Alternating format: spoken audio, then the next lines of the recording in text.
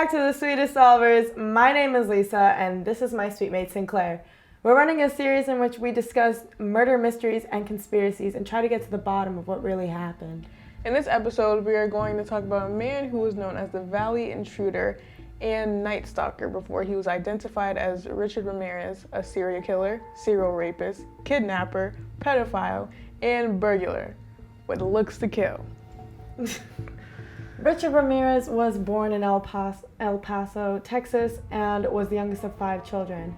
His father was abusive, and he grew closest to his older cousin, Miguel, who went by Mike and fought in Vietnam. Mike often bragged about abusing and exploiting civilians overseas and posted many photos of his victims, many of whom were women he raped. One of the photos he showed a decapitated woman. When Richard was 10, he started smoking marijuana and often slept in cemeteries to avoid his father, and during the day would listen to Mike, his cousin, to teach him how to kill with stealth and other military skills not fit for anyone, let alone a child. Mike later went to prison for shooting his wife, which sent Richard into a depression. He started doing LSD and took interest in Satanism before he moved in with his sister and her husband. Her husband enjoyed watching people have sex, so he would take Richard along with him at night on his little excursions. Voyeurism. Yes. That's I don't know what you really gain out of that, but we're not going kink shame over here. No, we are going to kink shame when it's not consensual. Oh, yeah. Yeah, don't just go into people's windows. Ask first. Ask first. Well, no, like ask people, like, oh, I don't even know how you would go about that. But as long as it's consensual, just, you know what I mean? Don't just be watching people do that. Mike was found not guilty of Jesse's murder by reason of insanity and was released in 1977 after 4 years of incarceration at the Texas State Mental Hospital. But he still had an influence over Ramirez, and he kept influencing him more on his insanities. While still in school, he took a job at a local Holiday Inn where he used his pass key to rob sleeping patrons. His employment ended abruptly after Ramirez attempted to rape a woman in her hotel room before her husband returned to find them. Although the husband beat Ramirez senseless at the scene, criminal charges were dropped when the couple who lived out of state declined to return to testify against him. Which I would not come back. Why not? Where are you gonna stay? A hotel? You could have. I would be traumatized. I'm not gonna go to a hotel after that. You know what's crazy? Let alone a hotel in the exact same area. They don't. Don't you know it's like before? This is kind of off tangent, whatever. So like, don't you know this before 9/11? Like there was like no security measures. Like did they not do background checks? I feel like I could have, if I lived before 9/11, I could have done whatever. I could have robbed. I could have killed. I could have, I don't know, just like gotten away with so many things. Like looking back, I feel like a lot of the cases that we talk about that happened before 9/11, it was so avoidable. The fact that we were walking around without masks. Okay, I got a snap memory from like 3 years ago the other day, and I was at a Home Depot without a mask, and I was just I was not only disgusted, I cringed at it. I found it cringy I was like, why would I ever do that? Talk to people, have their air moisture come my direction. Home Depot. I was at a Home Depot because I broke my shower head. Now Ramirez dropped out of high school in 9th grade, and he moved to California at 22, where he settled permanently. He lived in LA, but often stole vehicles to take road trips to burglarize. He would go to random locations. So then, imagine living in California and there's a robbery and a murder up here, but then there's a robbery and a murder down there, and then you're like, is it one person? Is it multiple people? But why is he always trying to wreak havoc? Why can't he take a seat for 2 seconds? Well, I don't know what he was up to, honestly, because I don't know if he had a job at this point. He just kept robbing houses to get like jewelry and stuff. But where are you selling it? You just show up at a random jewelry store with all this jewelry. if I worked at a jewelry store, I'd be like, what are you doing? Did you have a divorce? That's none of my business. That's none of my business. Are you just doing spring cleaning? Like, why are you selling all of this? Well, he had close to like 30 victims and only half of them died. The thing about him was, I don't think he really cared about the whole killing part. It was just wreaking havoc. He could just go steal a car, kill the person he stole the car from, take the car to rob a house, tie up all the people in the house, shoot them. Oh, if they're moving, that's fine. Just leave. And then rape somebody. Like, you know, it was just wreaking havoc. There was no rhyme or reason to it. And like, you know, he let the kids loose. Like, he would tie them up when he was robbing them, but I don't think he killed any children. The bare minimum. Yes. Don't kill children. Don't kill children. Some of the things that I was reading was pretty gory, though. Like, there was one house he had robbed. He came into, like, the master bedroom, shot the husband, tied up the wife, began raping her, and then their 3-year-old child walks in. And so he, like, paused on that, tied up the child, and, like, put him in, like, the closet, and was like, if you look at him, I'm gonna, like, rip your eyeballs out.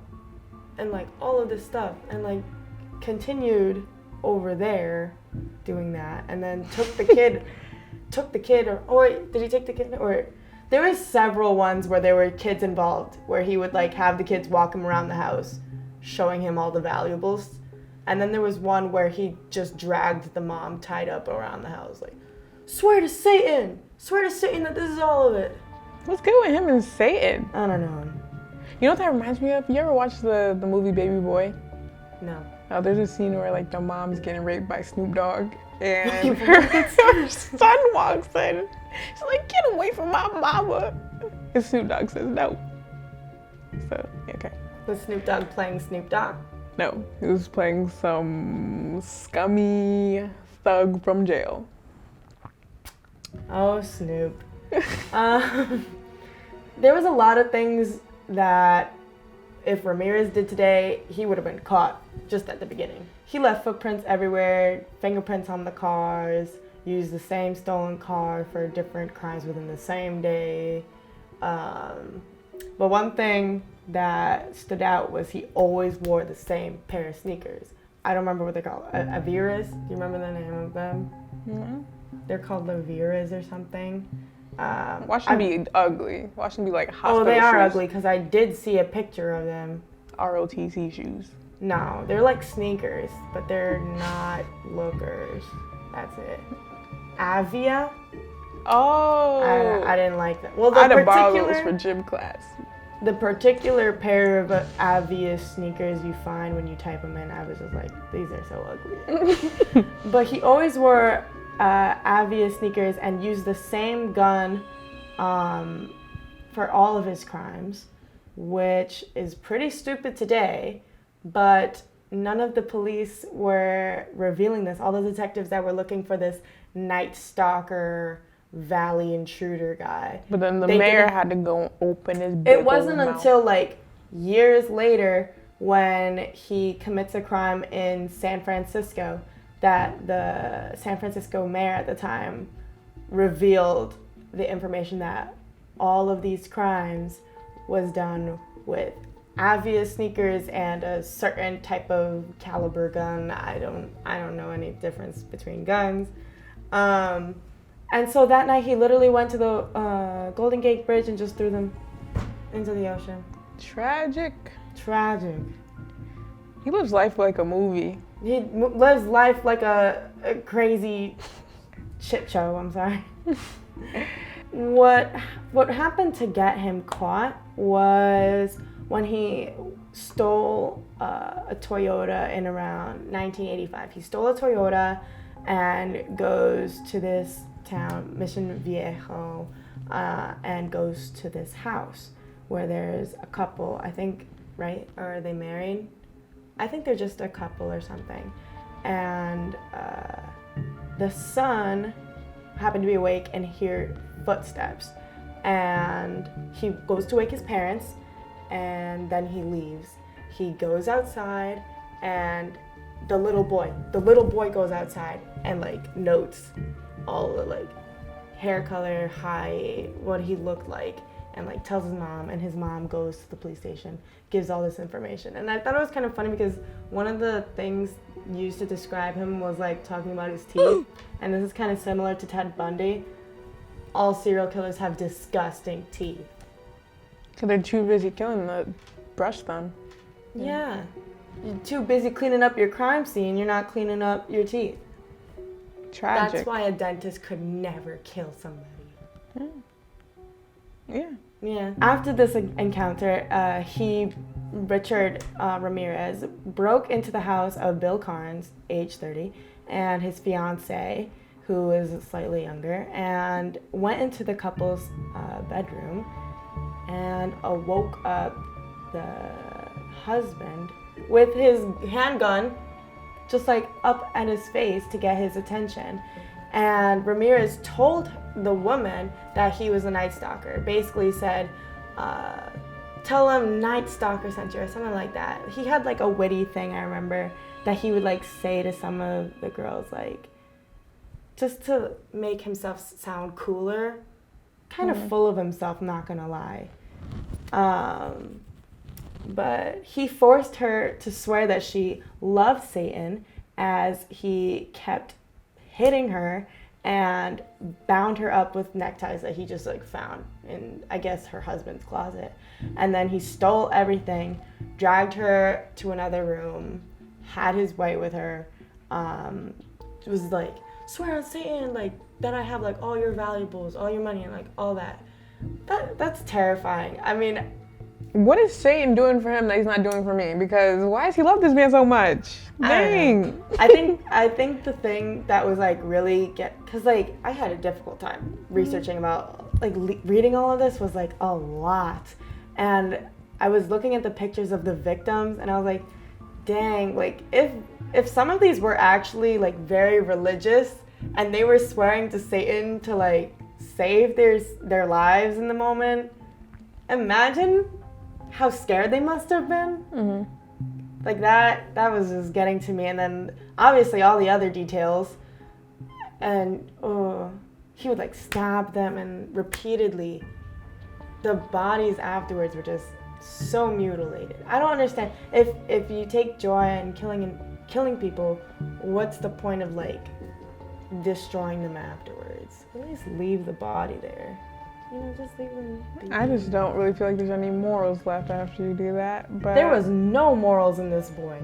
This boy did not get a good, like, foundation with his abusive father and clinging to this crazy ex-Vietnam soldier.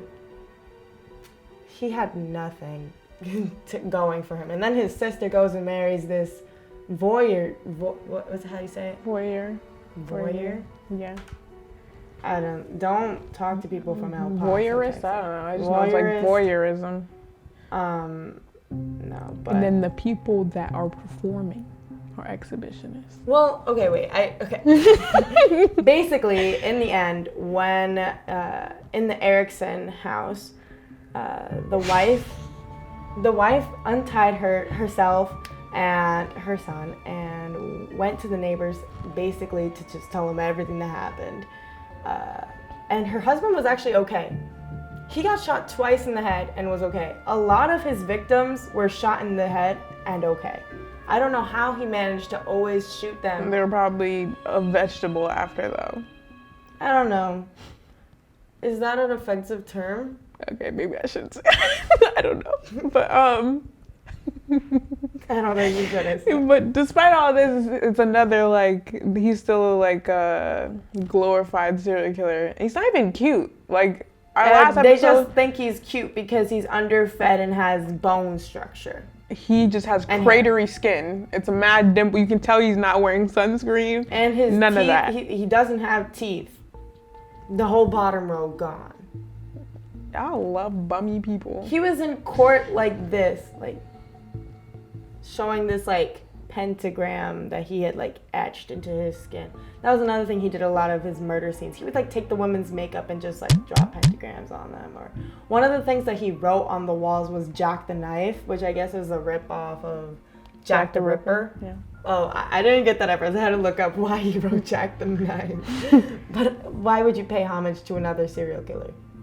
Because he's inspired by. Crazy. And the thing is, he got convicted of 13 counts of murder, 5 attempted murders, 11 sexual assaults, 14 burglaries, was given 19 death sentences, but he never got the lethal injection. He died due to complications of his B-cell lymphoma. Tragic. He had 30 victims, 15 that He was died. in jail for 24 years before he died. He died of lymphoma. Really? We couldn't have sped that up a little bit? I'm so sorry. Oh, I thought you were talking about the teleprompter. I was I'm trying. I'm talking about killing Richard. He was there for 24 years. 19 death sentences. I feel like a year in jail is kind of torture. What? I feel like a year in jail is kind of torture. That's... I know that's torture, but 19 death sentences, I feel like he should have cut the line. What's the point of giving you another death? You only have one life, really. I think just in case they get reduced. I would never understood that whole 240 years of jail. It's no one can live that long. 3 life sentences. But I think it's just only if they try to get some years appeals or whatever like that. So either way they have to serve a full life. But anyway, now sadly this will be our final episode of the year. Aww. Yes, but we will be back and we will be better than ever next year. That's right. This has been a great experience and I'm so glad I got to enjoy this journey with you. Me too. So on that note. Well, is this a mystery solved? Do we know who did it? Yeah. Yeah, it was Richard Ramirez. That's one mystery solved. See you next year.